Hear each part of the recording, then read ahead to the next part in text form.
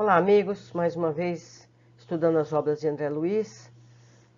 Estamos com o Missionário da Luz e hoje o capítulo é o 16. Incorporação.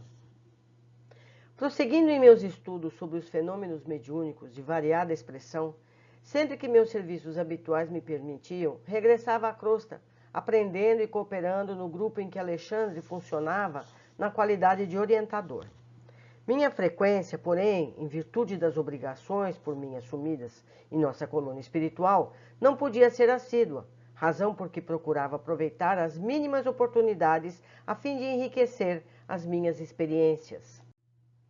Numa das reuniões a que compareci, um dos cooperadores de nossa esfera aproximou-se do compassivo instrutor e pediu humilde: nossos companheiros encarnados, em solicitações sucessivas, insistem pela vinda do irmão Dionísio Fernandes, atualmente recolhido, como sabeis, numa organização de socorro. Alegam que a família se encontra inconsolável, que haveria conveniência da visita dele e que seria interessante ouvir um antigo companheiro de lutas doutrinárias. Enquanto Alexandre ouvia em silêncio, o simpático colaborador prosseguiu, depois de ligeira pausa: estimaríamos receber a devida autorização para trazê-lo. Poderia incorporar-se na organização mediúnica de nossa irmã Otávia e fazer-se ouvir, de algum modo, diante dos amigos e familiares. O mentor pensou durante alguns momentos e redarguiu: não tenho qualquer objeção pessoal em face da providência que você sugere, meu caro Euclides. Entretanto, embora se constitua o nosso grupo de cooperadores encarnados de excelentes amigos, não os vejo convenientemente preparados para o integral aproveitamento da experiência. Sobra em quase todos eles, na investigação e no raciocínio, o que lhes falta em sentimento e compreensão. Colocam a pesquisa muito acima do entendimento. E como você sabe, as organizações mediúnicas não são filtros mecânicos. Além disso, Dionísio conta com reduzido tempo em nossa esfera. Ainda não pôde nem mesmo retirar-se do asilo que o recolheu em nosso plano. Adicionemos a esses fatos a intranquilidade da família, pouco observadora da fé viva, a diferença de vibrações da nova esfera a que o nosso amigo procura adaptar-se presentemente, a profunda emoção dele com essa reaproximação, talvez prematura, instabilidade natural do aparelhamento mediúnico, e possivelmente concordaremos com a inoportunidade de semelhante medida. Euclides, o interlocutor, advogando o pedido veemente no círculo, não se desencorajou em insistir. Reconheço a vossa palavra é sempre ponderada e amiga. Concordo em que não alcançaremos o objetivo desejado. Todavia, reitero-vos a solicitação, ainda mesmo que o fato não ultrapasse a feição de simples experiência. É que existem irmãos esforçados, aos quais muito devemos aqui, no trabalho do bem diário ao próximo sofredor, e sentiríamos felicidade em demonstrar-lhes o testemunho do nosso reconhecimento e estima sincera. Alexandre sorriu com generosidade que lhe era característica e observou: só possuo razões para endossar os seus pedidos e, já que você insiste na providência para atender aos companheiros que se sentem igualmente credores da sua confiança e estima, pode avisá-los que o Dionísio virá. Eu mesmo cuidarei de trazê-lo pessoalmente. E como Euclides agradecesse, tocado de imensa alegria, Alexandre encerrou a conversação acrescentando: faça a promessa para a noite de amanhã. É sempre mais fácil dar com alegria que receber com acerto. Afastamo-nos, porque o interrogasse quanto ao processo fenomênico da incorporação. O benigno instrutor esclarece de boa vontade. Mediunicamente falando, as medidas são as mesmas, adotadas nos casos de psicografia comum. Acrescentasse, porém, que necessitaremos proteger, com especial carinho, o centro da linguagem na zona motora, fazendo refletir nosso auxílio magnético sobre todos os músculos da fala, localizados ao longo da boca, garganta, laringe, tórax e abdômen. Atendendo-me às interpelações, o instrutor relacionou diversas elucidações de ordem moral alusivas ao assunto, comentando as dificuldades para difundir nos corações terrenos os valores da consolação legítima em virtude das exigências descabidas da pesquisa intelectual. Admirava-lhe a sabedoria profunda e a sublime compreensão das fraquezas humanas quando atingimos a instituição de socorro a que Dionísio se recolhera, em plena região inferior, não muito distante da crosta terrestre. Entendendo-se com os espíritos do bem, consagrados aos serviços do amor cristão, em zonas semelhantes, conduziu-me à presença do recém-desencarnado, que se mantinha sob forte excitação. Dionísio, falou Alexandre bondoso, após saudação usual, lembra-se do nosso grupo de estudos espiritualistas? Como não? E com que saudades? Suspirou o interlocutor. Nossos amigos do círculo pedem a sua presença, pelo menos por alguns minutos, prosseguiu o mentor gentil, e deliberei conduzi-lo até lá, para que você fale, não somente a eles, mas também aos familiares. Que ventura! Exclamou Dionísio, quase chorando de contentamento. Ouça, porém, meu amigo, tornou Alexandre, sereno e enérgico. É indispensável que você medite sobre o acontecimento. Lembre-se de que você vai utilizar um aparelho neuromuscular que não lhe pertence. Nossa amiga Otávia servirá de intermediária. No entanto, você não deve desconhecer as dificuldades de um médium para satisfazer as particularidades técnicas de identificação dos comunicantes, diante das exigências de nossos irmãos encarnados. Compreende bem? Sim, replicou Dionísio, algo desapontado. Estou agora no mundo da verdade, não devo faltar a ela. Recordo-me de que muitas vezes recebi as comunicações do plano invisível, através de Otávio, com muitas prevenções, e não raro vacilei, acreditando-a vítima de inúmeras mistificações. Alexandre, muito calmo, observou. Pois bem, agora chegou sua vez de experimentar. E se antigamente era tão fácil para você duvidar dos outros, desculpe a fraqueza de nossos irmãos encarnados, caso agora duvidem do seu esforço. É possível que não alcancemos o objetivo. Entretanto, nossos colaboradores insistem em sua visita e não devemos impedir a experiência. Antes que Dionísio se internasse em novas considerações, o interlocutor rematou. Concentre-se com atenção sobre o assunto. Peça a luz divina em suas orações e espere-me. Conduzi-lo-ei em nossa companhia, deixando-o na residência da médium com algumas horas de antecedência, para que você encontre facilidades no serviço de harmonização.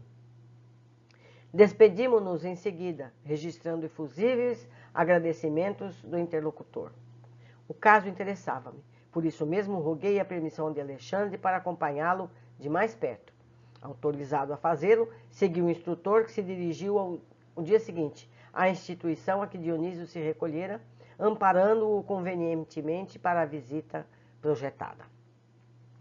Com a gentileza de sempre, Alexandre guiou-nos até a moradia da médium Otávio, onde Euclides, o benevolente amigo da véspera, nos aguardava cheio de atenções. O prestimoso mentor despediu-se com delicadeza extrema e, deixando-me em companhia dos novos colegas, acrescentou: a reunião dos companheiros encarnados terá início às 20 horas. Todavia, entre 18 e 19 horas, estarei aqui de regresso, a fim de acompanhá-los ao nosso núcleo de serviço. E fixando-me, concluiu bondosamente: aproveite a aproximação de Euclides, meu caro André. Um bom trabalhador tem sempre proveitosas lições a ensinar. Euclides, sorrindo, agradeceu, comovido, e conduziu-nos ao interior doméstico, enquanto Alexandre se afastava noutra direção. Detivemo-nos em humilde aposento. Nesta parte da casa, explicou-nos o guia acolhedor, nossa irmã Otávia costuma fazer meditações e preces. A atmosfera reinante aqui é, por isso, confortadora, leve, balsâmica. Estejam à vontade. Em vista de ser hoje um dos dias consagrados ao serviço mediúnico, terminará ela os trabalhos das refeições da tarde mais cedo, a fim de orar e preparar-se. Consultei o mostruário do grande relógio na parede, não longe de nós, que marcava precisamente 16 horas. E manifestei o desejo de ver nossa irmã, que atuaria naquela noite como intermediária entre os dois planos. Deixando Dionísio no aposento a que me referi, Euclides conduziu-me à pequena cozinha, onde uma senhora idosa se mantinha atenta à preparação de alguns pratos modestos. Tudo limpeza, ordem e harmonia doméstica. Notei-a, porém, algo pálida, abatida. Ouvindo minha inquirição discreta, o companheiro informou: Otávia é uma excelente colaboradora de nossos serviços espirituais, mas, pela força das provas necessárias à redenção, permanece unida a um homem ignorante e quase cruel. Enquanto o companheiro brutal está ausente nas horas do ganha-pão, a casa é tranquila e feliz, porquanto a nossa amiga não oferece hospedagem às às entidades perturbadoras da sombra. Todavia, quando o infeliz Leonardo penetra nesse pequeno domínio, a situação se modifica, porque o pobre esposo é um legítimo canteiro espinhoso no jardim deste lar. Faz-se acompanhar de perigosos elementos das zonas mais baixas. Não conseguiu ele identificar-se com a missão espiritualizante da esposa? Perguntei com interesse. Não, de modo algum, explicou Euclides, sem titubear. Não é novo para a compreensão elevada, contudo, é teimoso nos erros que lhe são próprios. Permite que a consorte nos ajude, em vista da insistência de parentes consanguíneos dele, dedicados à nossa causa, e que, influenciados por nós, não lhes permitem afastá-la. A tarefa, porém, não é fácil, porque se Otávia é dócil aos espíritos do bem, o esposo é obediente aos cultivadores do mal. Basta, às vezes, traçarmos um programa construtivo com a colaboração dela para que Leonardo, cedendo aos portadores da treva, nos perturbe a ação, criando-nos graves dificuldades. Percebendo que o abatimento da médium não se me passava despercebido, Euclides acrescentou: Tão logo prometi ontem, alegremente, a vinda de Dionísio, desejoso de incentivar o bom ânimo dos amigos encarnados, contando com o concurso mediúnico de nossa irmã, piorou a situação psíquica do esposo, imprevidente. Leonardo amanheceu hoje mais nervoso do que de costume. Embebedou-se pouco antes do almoço, insultou a companheira humilde e chegou mesmo a infligir-lhe tormentos físicos. Assustada, a bondosa senhora sofreu tremendo choque nervoso que lhe atingiu o fígado. Encontrando-se no momento sob forte perturbação gastrointestinal. Por isso, a alimentação dela foi muito deficiente durante o dia e não tem podido manter a harmonia precisa da mente para atender com exatidão os nossos propósitos. Já trouxe diversos recursos de assistência, inclusive a cooperação magnética de competentes enfermeiros espirituais para levantar-lhe o padrão das energias necessárias. E só por isso é que a pobrezinha ainda não tombou a camada, embora se encontre bastante enfraquecida, apesar de todos os socorros. Algo desapontado, Euclides considerou, após curto silêncio. Como sabe, a harmonia não é realização que se improvise, e se nós, os desencarnados, devotados ao bem, estamos em luta frequente pela nossa iluminação íntima, os médiuns são criaturas humanas, suscetíveis às vicissitudes e aos desequilíbrios da esfera carnal. Oh, exclamei, fixando a pobre mulher, não teremos alguém que a substitua? Ela é quase cambaleante. Todos os serviços exigem preparo, treinamento, observou o meu interlocutor sensatamente. Não podemos trazer alguém que faça as vezes de Otávia de um instante para o outro. Então supõe que ela deveria ser feliz para ser mais útil? Indaguei. Quem sabe, respondeu Euclides com intenção. A mediunidade ativa e missionária não é incompatível com o bem-estar. E, a rigor, todas as pessoas que gozam de relativo conforto material poderiam disputar excelentes oportunidades de serviço em seus quadros de trabalho e edificação. Entretanto, as almas encarnadas, quando favorecidas pela tranquilidade natural da existência física, se mantêm na região de serviço comum que lhes é própria, às necessidades individuais. E como o cumprimento do dever com exatidão já representa grande esforço, raramente ultrapassam a fronteira das obrigações legítimas em busca do campo divino da renunciação. Vejam só, né? Você tem uma vida tranquila, você não vai trabalhar. É assim. A luta intensiva, porém, dilata as aspirações íntimas. O sofrimento, quando aceito à luz da fé viva, é uma fonte criadora de asas espirituais. Então, a nossa fragilidade faz com que a gente precise sofrer para agir. Ainda somos assim. A essa altura dos esclarecimentos fraternos, o companheiro sorriu e observou. Formulando semelhantes considerações, não queremos dizer que a mediunidade construtiva deva ser apanágio dos corações algemados à dor. Isso não. As missões da espiritualidade superior pertencem a todas as criaturas de boa vontade. Apenas expressamos a nossa convicção de que almas existem, fervorosas no ideal do bem e da verdade, que se valem dos obstáculos para melhor escalarem o monte da redenção divina. A dona da casa terminara a tarefa de aprontar o jantar. Um jantar humilde. E antes que o esposo voltasse ao lar, dirigiu-se ao quarto íntimo, em que, conforme as notificações de Euclides, costumava fazer as suas preces preparatórias. Penetramos o aposento em sua companhia. Euclides acomodou Dionísio ao lado dela, e enquanto a médium se concentrava em oração, o dedicado amigo aplicava-lhe passes magnéticos, fortalecendo os nervos das vísceras e ministrando, ao que percebi, vigorosas gotas de força, não somente às fibras nervosas, mas também às células gliais. Eu quero destacar aqui, como eu não marquei em amarelo, não vou comentar depois, comento agora. A não necessidade de uma pessoa encarnada aplicar o passe. O próprio Euclides fez isso na Otávia. E veja que é um caso importante. E outra coisa, não é preciso gesticulação das mãos para que o passe seja ministrado. Isso é possível, não é errado, mas não é necessário. Ok? Seguindo. Dona Otávia pedia a Jesus bastante energia para o cumprimento de sua tarefa, comovendo-nos a sua rogativa silenciosa, simples e sincera. Meditou na promessa que os amigos espirituais haviam levado a efeito na véspera, relativamente à comunicação de Dionísio, recém-desencarnado. Procurava impor-se ao concurso mediúnico eficiente, tentando isolar a mente das contrariedades de natureza material.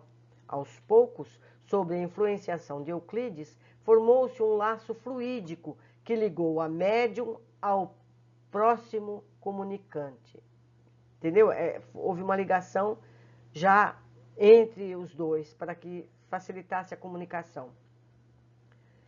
O companheiro que preparava o trabalho recomendou ao amigo desencarnado falasse a Dona Otávia com todas as suas energias mentais, organizando um ambiente favorável para o serviço da noite. Dionísio começou a falar-lhe de suas necessidades espirituais, comentando a esperança de se fazer sentir junto da família terrena e dos antigos colegas de aprendizado espiritualista, notando eu que a médium lhe registrava a presença e a linguagem em forma de figuração e lembrança. Ela achava que se lembrava dele, não sentiu como realmente ele ali estivesse. Ela achava aparentemente imaginário tudo isso na esfera do pensamento. Observei com interesse a extensão da fronteira vibratória que nos separa dos espíritos encarnados, porquanto em nós achando ali em frente a uma organização mediúnica adestrada, precisávamos iniciar o trabalho de comunicação, como quem estivesse muitíssimo distante, vencendo devagarzinho os círculos espessos da resistência. Longo tempo durou o singular diálogo, reconhecendo que, ao fim da interessante conversação prévia entre a médium e o comunicante, palestra essa que foi plenamente orientada pelo tato fraterno de Euclides em todas as minúcias. Dona Otávia parecia mais ambientada com o assunto, aderindo com clareza ao que Dionísio pretendia fazer. Tudo ia bem, e não me cansava de admirar aquele inesperado serviço de preparação mediúnica, quando aconteceu alguma coisa muito grave. O dono da casa chegava de volta, quebrando, de modo violento, a tranquilidade das vibrações em que nos mergulhávamos. Vociferando logo à entrada, obrigou a esposa a levantar-se de súbito.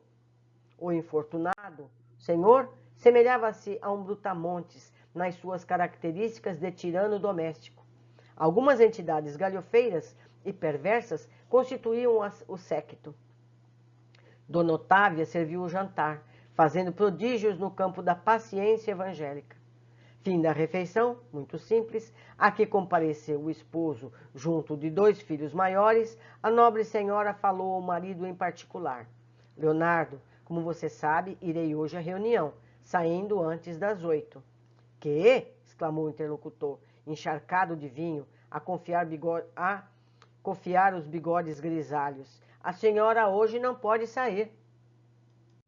Nada de sessões, hoje não. Impressionado com aquela atitude intempestiva, perguntei a Euclides, que seguia a cena muito calmo. E agora? Já previa a ocorrência, redarguiu, com manifesta tristeza no olhar, e pedi a uma de nossas irmãs trouxesse até aqui uma tia do bulhento Leonardo, que intercederá a favor de nossos desejos. Não devem tardar.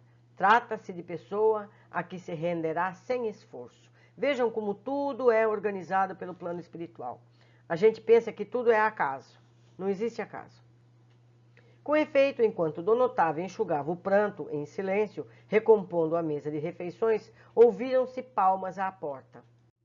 Leonardo foi atender e, em breves minutos, uma entidade desencarnada, muito simpática, penetrava o interior, acompanhando uma velha senhora, de semblante acolhedor e risonho. A cooperadora de Euclides veio até nós, cumprimentando-nos, sorridente, profundamente surpreendido em face a tantos trabalhos para a organização de pequeno serviço consolador. Fiz-me atento à conversação que se desdobrou entre encarnados.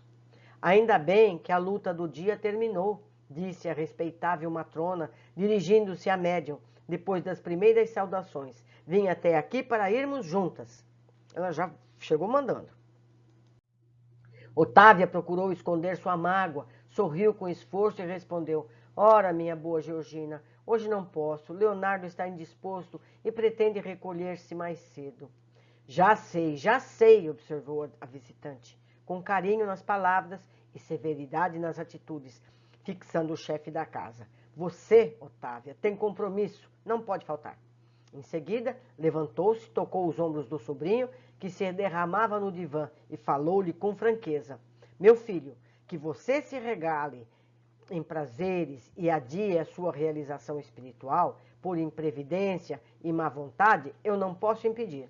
Mas advirto-o quanto aos deveres de sua mulher em nosso núcleo de iluminação, pedindo-lhe não se interponha entre ela e os desígnios superiores. Otávia é uma esposa exemplar, tem tolerado suas impertinências a vida inteira e já entregou ao seu espírito de pai 2 filhos maiores, rigorosamente educados na inteligência e no coração. Não lhe impeça agora o serviço divino. Poderia insurgir-me contra você, induzindo-o a resistir, mas prefiro avisá-lo de que sua atuação contra o bem não ficará impune. Ela é brava. Observei que as palavras da veneranda senhora eram emitidas conjuntamente com grandes jatos de energia magnética que envolviam Leonardo, obrigando-o a um melhor raciocínio. Veja que não foram apenas as palavras. A vibração magnética dela também ajudou a convencer o sobrinho. Ele meditou por algum momento e respondeu vencido: Otávia poderá ir quando quiser, desde que seja em sua companhia. Tinha ele que se preservar, né? A matrona agradeceu, estimulando-o no estudo das questões da espiritualidade. E quando se dispunham as duas senhoras a tomar caminho do grupo de estudos, chegou Alexandre de volta, a fim de acompanhar-nos por sua vez.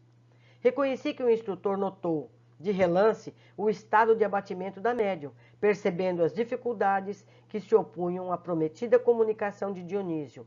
Mais longe de se referir às advertências da véspera, ele próprio agora era quem se mostrava mais otimista, estimulando, ao que notei, o entusiasmo de Euclides a serviço do bem. Atingimos o vasto salão daquela oficina de espiritualidade quando faltava precisamente um quarto para as 20 horas. Como sempre, os trabalhadores de nosso plano eram numerosíssimos nos múltiplos trabalhos de assistência, preparação e vigilância. Enquanto alguns amigos ansiosos e a família do comunicante, construída por esposa e filhos, aguardavam a palavra de Dionísio, muito grande era o nosso esforço para melhorar a posição receptiva de Otávia. Alexandre, como de outras vezes, esmerava-se em ministrar o exemplo da cooperação sadia.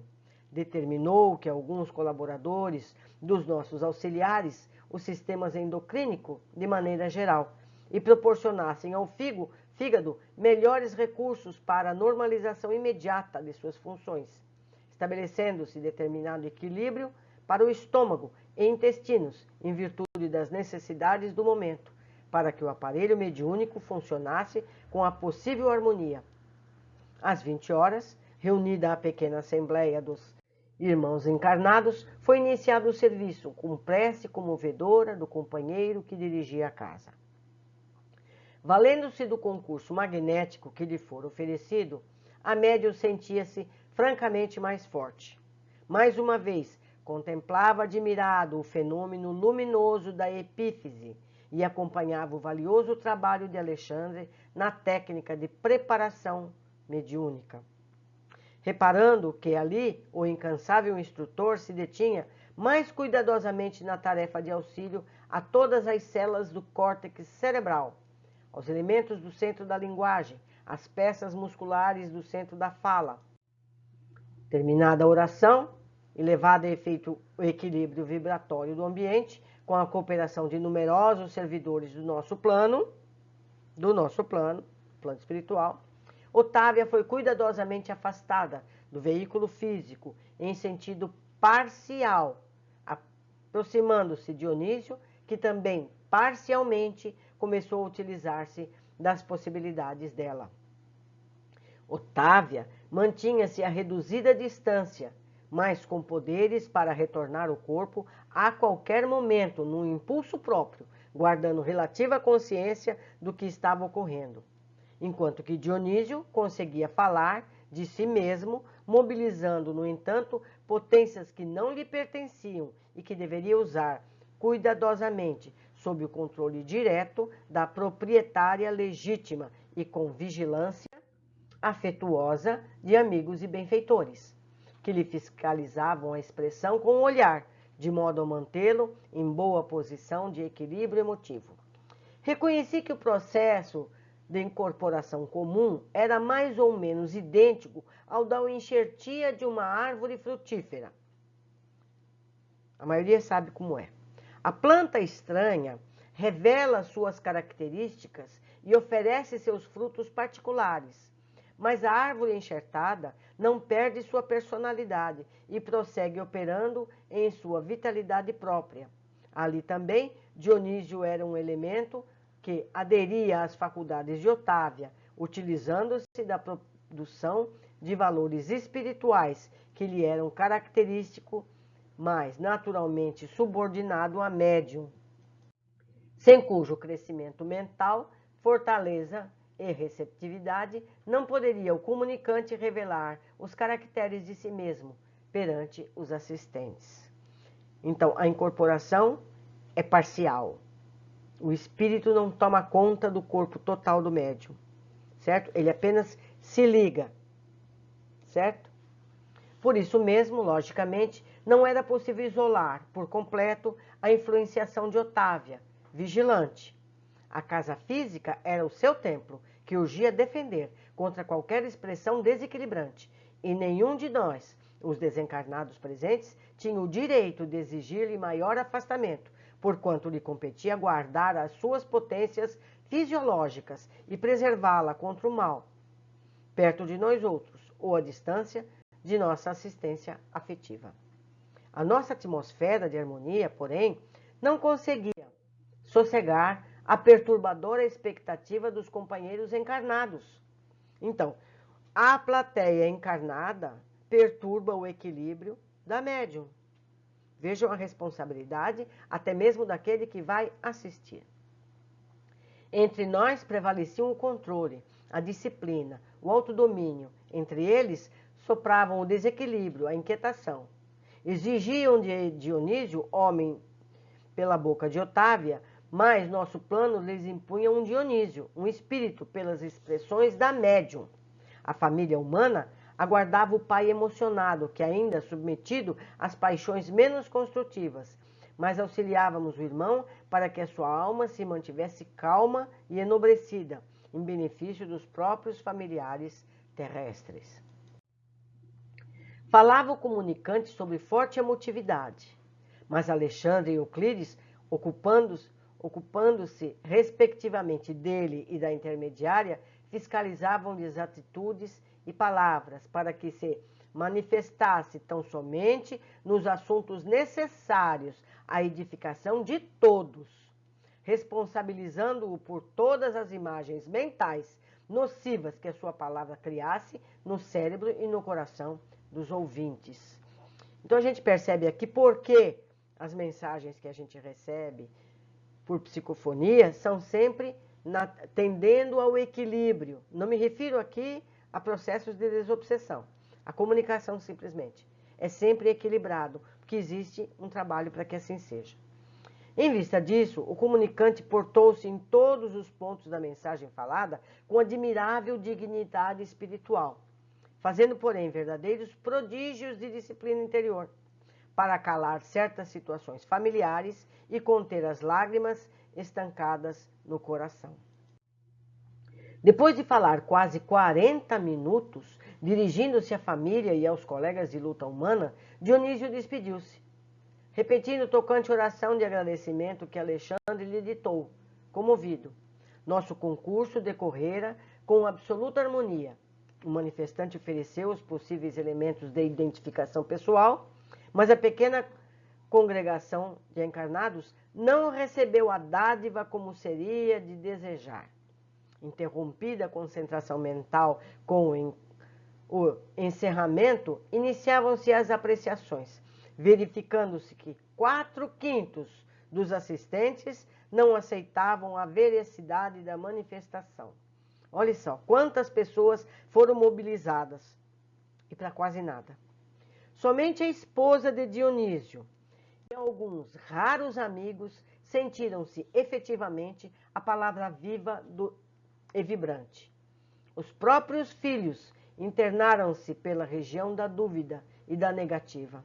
Interpelado por um dos companheiros, expressou-se o mais velho.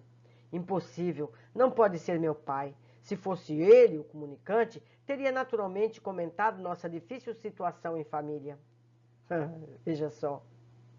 Outro dos filhos de Dionísio juntou levianamente. Não acredito em semelhante manifestação.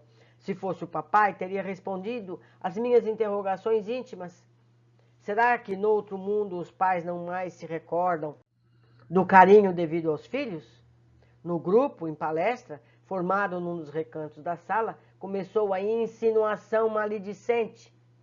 Apenas a viúva e mais 3 irmãos da Ideal se mantinham juntos da médium, incentivando-lhe o espírito de serviço através de palavras e pensamentos de compreensão e alegria. No grupamento, onde os filhos externavam ingratas impressões, um amigo, tocado de cientificismo, afirmava solene: não podemos aceitar a pretensa incorporação de Dionísio. Otávia conhece todos os pormenores da sua vida passada. Permanece quase que diariamente em contato com a família e o espírito comunicante não revelou particularidade alguma pela qual pudesse ser identificado e depois de lançar a cinza do cigarro em pequenino vaso próximo, acrescentava mordaz. O problema da mediunidade é questão muito grave na doutrina.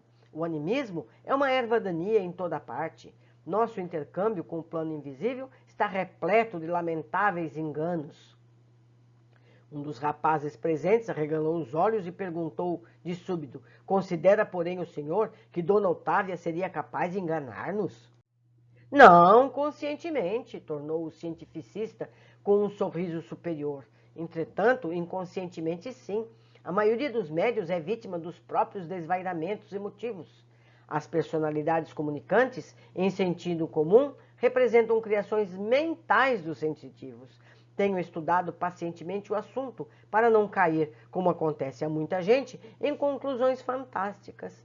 Há de fugir do ridículo, meus amigos. Continuando a sorrir, sarcástico, acentuava triunfante.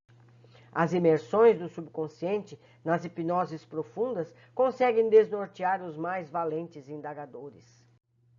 E como se palavras difíceis e as referências preciosas representassem a derradeira solução do assunto, prosseguia enfático. A fim de corrigir os desbordamentos da imaginação no espiritismo, criou-se a metapsíquica para dirigir as nossas pesquisas intelectuais. E não podemos esquecer que o próprio Richer morreu duvidando. Não lhe bastaram dezenas de anos consecutivos do estudo sistemático dos fenômenos. As próprias materializações não lhe asseguraram a certeza da sobrevivência. Portanto, a reduzida assembleia escutava-lhe a palavra importante, como se ouvisse um oráculo infalível.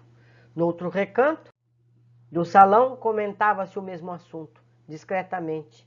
Não acredito na veracidade da manifestação, afirmava em voz baixa uma senhora relativamente moça, dirigindo-se ao marido e às amigas. Afinal de contas, a comunicação primou pela banalidade. Nada de novo. Para mim, as palavras de Otávia procedem dela mesma. Não senti qualquer sinal concludente com respeito à possível presença do nosso velho amigo. Seria muito desinteressante a esfera dos desencarnados se apenas proporcionassem aos que nos precedem as frivolidades que o suposto Dionísio nos trouxe. Talvez tenha havido alguma perturbação, disse o esposo da mesma senhora. Não nos achamos livres dos mistificadores do plano invisível. O grupo abafava o riso franco. Nunca experimentei tanta decepção como nesse instante em que examinava o processo de incorporação mediúnica. Ninguém ali ponderava as dificuldades com que Euclides, o bom cooperador espiritual, fora defrontado para trazer a casa o conforto daquela noite. Ninguém ponderava sobre a luta que o acontecimento representava para a própria médium, interessada em servir com amor em causa do bem. Os companheiros encarnados sentiam-se absolutamente credores de tudo. Os benfeitores espirituais, na apreciação dos presentes, não passariam de meros servidores dos seus caprichos, a voltarem do além-túmulo tão somente para atender-lhes os gostos de novidades. Com raríssimas exceções, ninguém pensou em consolo, em edificação, em aproveitamento da experiência obtida. Ao invés do agradecimento, da observação edificante, cultivava-se a desconfiança e a maledicência. Alexandre percebeu que Euclides acompanhava a cena com justificado desapontamento, agravado pelas advertências da véspera. Ele lembrou que o Alexandre disse: não vai dar. Mas praticando o seu culto de amor e gentileza, o instrutor recomendou-lhe o afastamento, confiando-lhe aos cuidados a entidade comunicante que deveria regressar sem perda de tempo ao lugar de origem. O instrutor acercou-se de mim, compreendeu-me o espanto e falou: não se admire, André, nossos irmãos encarnados padecem complicadas limitações. Mostrou a fisionomia confiante e sorridente e acentuou: além disso, como você observa, a maioria tem o cérebro hipertrofiado e o coração reduzido. Nossos amigos da crosta, comumente, criticam em demasia e sentem muito pouco. Estimam a compreensão alheia, todavia, raramente se dispõem a compreender aos outros. Mas o trabalho é uma concessão do Senhor e devemos confiar na providência do Pai, trabalhando sempre para o melhor. Em seguida, fez algumas recomendações a alguns amigos que ficaram na tenda de realização espiritual e falou: vamos-nos. Ao nos afastarmos, rente à porta, um cavalheiro dizia ao diretor dos serviços: todos nós temos o direito de duvidar. Não ouviu a resposta do interlocutor encarnado, mas Alexandre considerou com expressão fisionômica de um pai, otimista e bondoso. Quase todas as pessoas terrestres que se valem de nossa cooperação se sentem no direito de duvidar. É muito raro surgir um companheiro que se sinta com o dever de ajudar. Não é, gente? Que nos sirva de lição tudo isso que aconteceu. Vamos lá às observações que eu fiz antes. 1. Falando sobre a comunicação mediúnica em determinado grupo em casa espírita. E eu lembro mais uma vez, sempre que eu coloco em letras amarelas, é o texto idêntico ao original, certo? Então disse André: sobra em quase todos eles, na investigação e no raciocínio, o que lhes falta em sentimento e compreensão. Colocam a pesquisa muito acima do entendimento e, como você sabe, as organizações mediúnicas não são filtros mecânicos, são pessoas. Realmente, temos visto nas casas espíritas elevada preocupação com a forma e pouca com o conteúdo. Nosso interesse e dedicação deve centrar primeiramente no consolo, no atendimento, seja dos encarnados como dos desencarnados. O processo em si deve ficar a cargo dos mentores, protetores e dirigentes espirituais desencarnados. A comunicação entre familiares, entre os dois planos, requer equilíbrio, que nem todos possuem. O que aparentemente seria um consolo, pode ser, na verdade, motivo de desequilíbrio do desencarnado, que ainda está em fase de adaptação no mundo espiritual. Lembremos do que sentiu André, apenas por voltar, anos depois, à casa terrena. Não é verdade? 3. Vemos que a espiritualidade cuida dos médiuns para que esses estejam não só aptos à comunicação, como protegidos em seus órgãos físicos, que serão necessários à comunicação mediúnica. 4. Dionísio foi deixado na casa da médium para ir se harmonizando com ela. Entendemos, por isso, que os médiuns devem ter, no dia dos trabalhos, uma calma maior, um equilíbrio e prepararem-se psicologicamente e emocionalmente para a tarefa. Um dia agitado ou estressado, com contenda, certamente comprometeria a eficiência da tarefa mediúnica. 5. Reuniram-se no local onde Otávio fazia suas preces regularmente, o que dava ao aposento uma atmosfera reconfortante. A gente já viu isso em outros estudos, que o ambiente pode ser magnetizado positiva ou negativamente, segundo os pensamentos de quem os convive, de quem habita aquele local. 6. Pela força das provas necessárias à redenção, permanece unida a um homem ignorante e quase cruel. Devemos entender certas atitudes entre familiares. Não conhecemos as razões que o passado impõe para que tolerem-se uns aos outros, mas tenhamos em mente que as pessoas se unem para crescer, e isso serve a todos. Não devemos tolerar sem exigir melhoria do outro. Então a gente vê a situação que passava Otávia. Lembro aqui que esse livro é narrado numa sociedade da década de 30 e 40, quando a relação familiar era muito diferente da que é hoje. Nos dias de hoje, as pessoas têm o dever de fazerem-se crescer unidas. Não devem tolerar certos abusos no comportamento. Ninguém é dono do outro. A gente vive junto, não em independência nesse nível. Então, isso é um ensinamento. 7. Cedendo aos portadores da treva, nos perturbe a ação, criando-nos graves dificuldades. A espiritualidade não obriga a comportamentos, inspira, recomenda, mas todos somos livres para escolher os nossos caminhos. O esposo carrega para dentro do lar os companheiros menos equilibrados, o que dificulta as ações dos mensageiros do bem. Todos somos responsáveis pelas situações, não é? 8. Como observamos antes, os desajustes emocionais podem afetar negativamente o médium. Otávia teve desarranjos físicos por conta da brutalidade do esposo. Terá mais dificuldade para os trabalhos mediúnicos. O pensamento afeta fisicamente. A gente já estudou isso em outras oportunidades que estão lá no canal. Eu recomendo o trabalho No Princípio Era o Verbo, que está na playlist Estudos Complementares. 9. Todos os serviços exigem preparo, treinamento. Não se faz médiuns de improviso. São anos de dedicação e estudo para que se faça a tarefa. E mesmo assim, nem sempre o médium pode estar apto, como vimos no caso de Otávia, que estava adoentada. 10. Andréa questiona sobre a condição de Otávia. Se ela tivesse uma vida feliz, não serviria melhor? O mentor lembra que a maioria das pessoas que tem uma vida tranquila não se importam com atividades espirituais.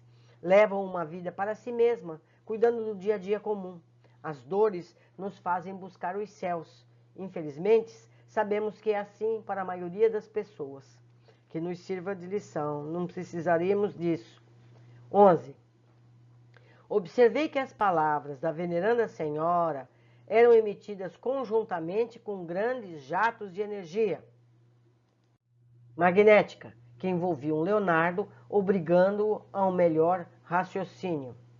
Já estudamos em outras oportunidades que os pensamentos e as palavras carregam cargas magnéticas que podem agir, seja positivo ou negativamente.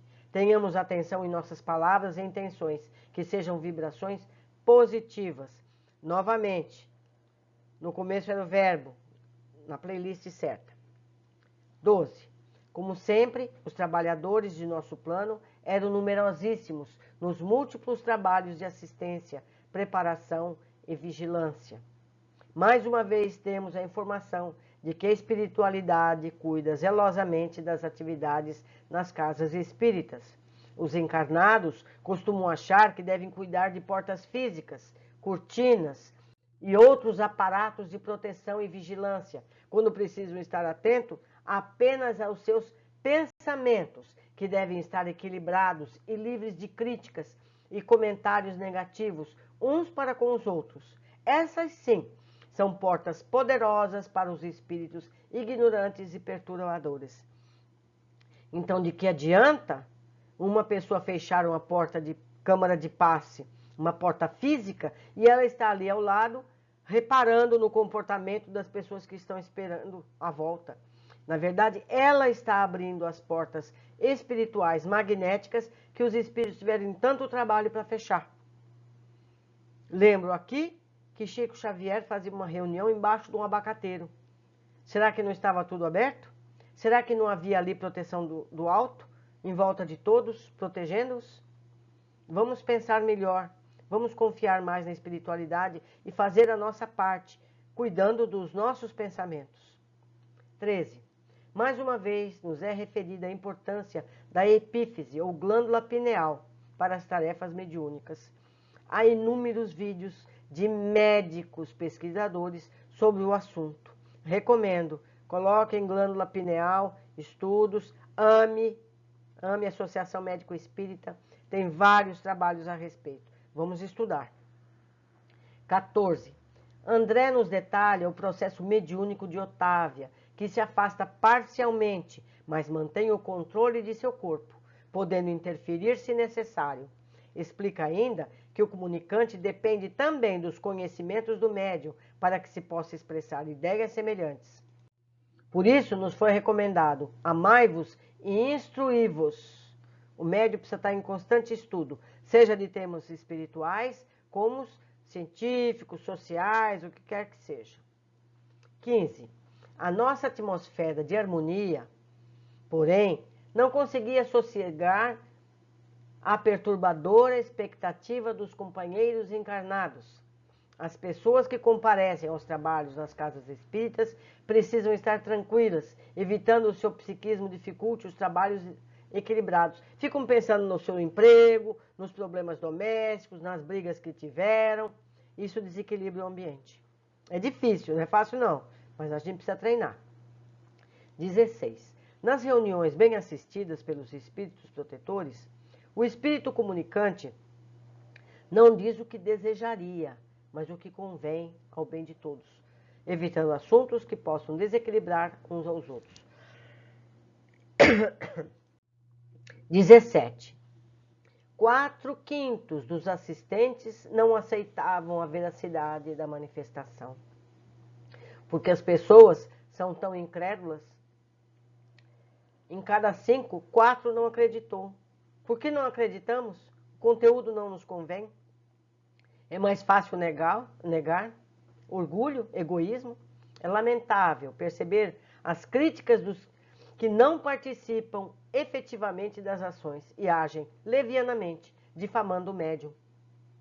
Cada um será responsabilizado por seus posicionamentos. Dionísio, mesmo no passado, fez críticas semelhantes e agora se vê na situação que criticava. Fica o fato para a meditação individual de cada um. E eu aproveito para dizer, as pessoas ficam muito preocupadas com quem assina as mensagens psicografadas. Não importa quem assina. O que importa é o conteúdo da mensagem. O que aquilo me faz em crescimento? O que aquilo me informa em bondade, em carinho ou em disciplina? Muitas vezes, espíritos elevados assinam nomes comuns justamente por isso. Fica aqui mais uma vez o meu abraço a todos. Espero os comentários de vocês. Tragam à baila aquilo que eu não percebi ou que eu entendi errado. Vamos estudar juntos. Eu conto com vocês. Um grande abraço. Até a próxima oportunidade.